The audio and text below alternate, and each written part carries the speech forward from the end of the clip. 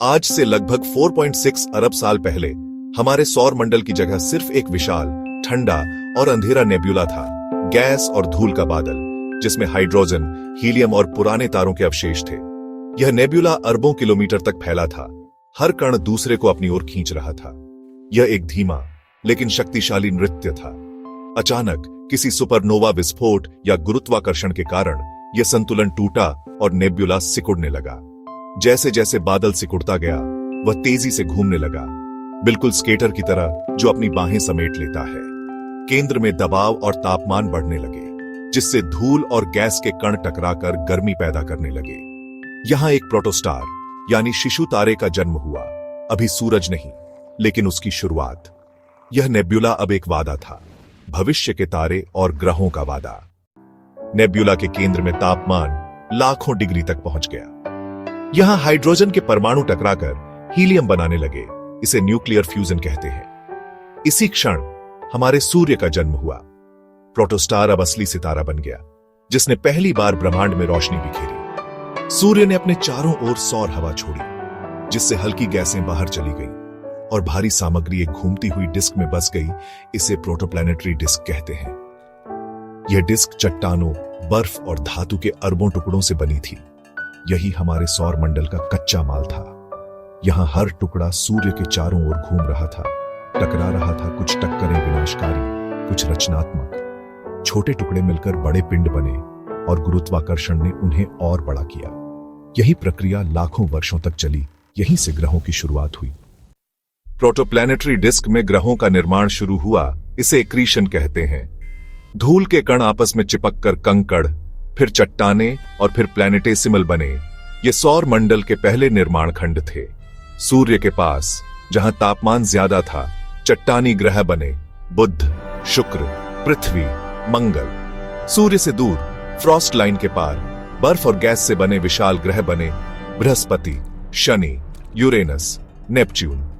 इन ग्रहों ने अपने आसपास की सामग्री को इकट्ठा किया और शक्तिशाली वायुमंडल बना लिए। आंतरिक सौर मंडल में चट्टानी दुनिया, बाहरी में गैस और बर्फ के दिग्गज, बीच में क्षुद्र ग्रह बेल्ट। हर क्षुद्र ग्रह उस अराजक समय की कहानी कहता है जब हमारा सौर मंडल आकार ले रहा था। चट्टानी ग्रहों में से एक, पृथ्वी, सूर्य से सही दूरी पर थी, न बहुत गर्म न बहुत ठंडी। शुरुआत में पृथ्वी एक पिघली हुई चट्टान थी, जिस पर लगातार क्षुद्र ग्रहों और धूमकेतुओं की बमबारी हो रही थी। जैसे जैसे पृथ्वी ठंडी हुई, भारी तत्व केंद्र में डूबे और कोर बना। हल्के तत्व सतह पर तैरकर क्रस्ट बने। पृथ्वी का कोर चुंबकीय क्षेत्र बनाता है, जो हमें सौर हवाओं से बचाता है। धूमकेतु और क्षुद्र ग्रह अपने साथ पानी लाए। इसी बमबारी ने पृथ्वी को महासागर दिए। सतह ठंडी हुई, बारिश हुई और महासागर बने। पृथ्वी एक नीला ग्रह बन गई। पानी ने जीवन के लिए रास्ता तैयार किया। एक पिघले हुए गोले से एक जीवित नीले ग्रह तक का सफर।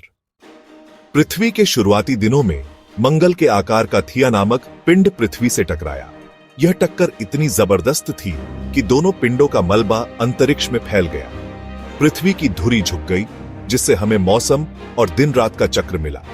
मलबा पृथ्वी की कक्षा में घूमता रहा और गुरुत्वाकर्षण ने उसे इकट्ठा कर दिया। कुछ ही हजार वर्षों में इस मलबे से हमारा चांद बना।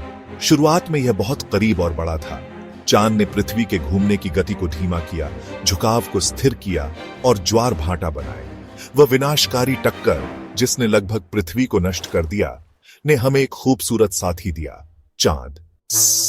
अरबों साल बाद भी सौर मंडल शांत नहीं है। यह लगातार बदल रहा है। ग्रह सूर्य की परिक्रमा करते हैं, लेकिन क्षुद्र ग्रह बेल्ट में लाखों चट्टानी पिंड भी घूम रहे हैं। कभी कभी कोई क्षुद्र ग्रह अपनी कक्षा से भटककर ग्रहों के लिए खतरा बन जाता है। धूमकेतु ऊर्ट क्लाउड से आते हैं। जब वे सूर्य के पास आते हैं तो उनकी पूंछ चमकती है।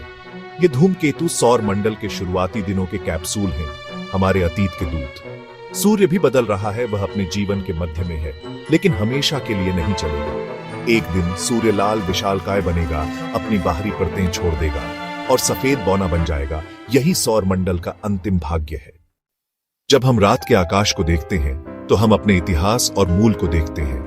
हमारे शरीर के तत्व कैल्शियम, लोहा, कार्बन कभी तारों के दिलों में बने थे। वे तारे फटे, उनके तत्व नेब्यूला में मिले और वही नेबुला हमारे सौर मंडल का स्रोत बना। इसका मतलब है कि हम सब तारों की धूल से बने हैं। हमारा ब्रह्मांड से गहरा संबंध है। अरबों वर्षों की घटनाएं एक के बाद एक बिल्कुल सही तरीके से घटी, तभी जीवन संभव हुआ।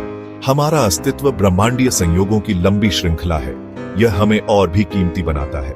अगली बार जब आप सूरज या चांद को देखें तो याद रखें, हम ब्रह्मांड की सबसे बड़ी कहानी का हिस्सा है और हम ही वह धूल हैं जो जाग उठी है।